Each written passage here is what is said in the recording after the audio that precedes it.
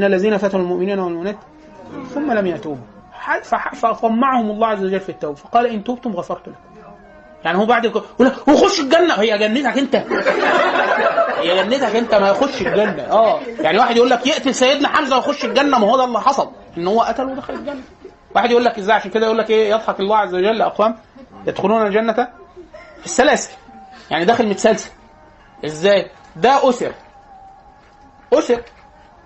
فلما أسر عرض عليه الإسلام ففهم الإسلام فدخل الجنة. أو الراجل اللي هو إيه، قتل مقتول في الجنة، دخل واحد في الكفر قتل المؤمنين فقتل منهم واحد مؤمن، فالمؤمن ده مات وهو مقبل غير مدبر في سبيل الله فدخل الجنة. الثاني أسلم زي أصحاب النبي. خالد بن الوليد قتل كم صحابي في أحد؟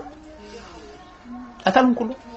كل اللي قتلوا في أحد خالد بن الوليد هو المسؤول عنه. ليه؟ هو صاحب حركة الالتفات أصلا سيدنا خالد. وخالد يعني نشهد الله عز وجل إن هو من أهل الجنة. طيب هو ليه هيخش الجنة؟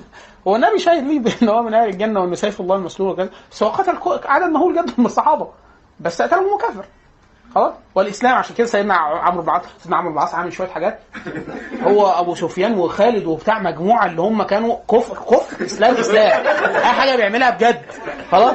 فلما بسط يده للنبي صلى الله عليه وسلم فالنبي قال يعني يبايع، فالنبي بسط له ايده كده. سيدنا عمرو بن العاص ايه راح فايه قبض ايه فقال مالك يا عم؟ فقال يا رسول الله وغدراتي وفجراتي، انا عامل شويه حاجات. ده راح يجيب اللي هاجروا الحبشه وكان يجيبهم، اوشك ان هو يجيبهم خلاص. فقال له يا رسول الله غدرات. فالنبي صلى الله عليه وسلم ضحك وقال له ايه، عمرو بن العاص ده اللي قاتل معظم اصحاب النبي، هو وخالد وبتاع. فقال له ايه، ابسط يدك يا عمرو فان الاسلام يجب ما قبله.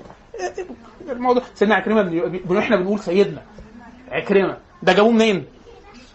ده جابوه من البحر كان خلاص هي وبتاع. لما ركب السفينه قصه مشهوره فقال يعني دعا الله عز وجل هو على السفينه. قال لك ايه، في واحد تاني امنه ده سيدنا عكرمه من جهاد. لما تشوفوا ترجمته في حروب الرده يا لهوي نكل الكفار، وهو كان كافر وابوه ابو جهل اسلم حسن اسلامه ده بعد في فتوح فتح مكه يعني خلاص. وبقي صحابه مترضى عليه في الفتوح.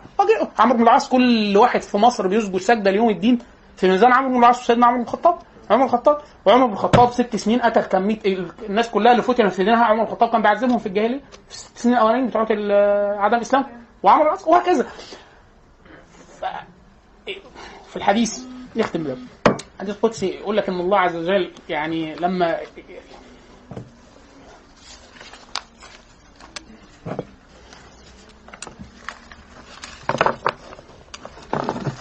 لما ترى الناس من رحمة الله عز وجل يوم القيامة يظن إبليس أن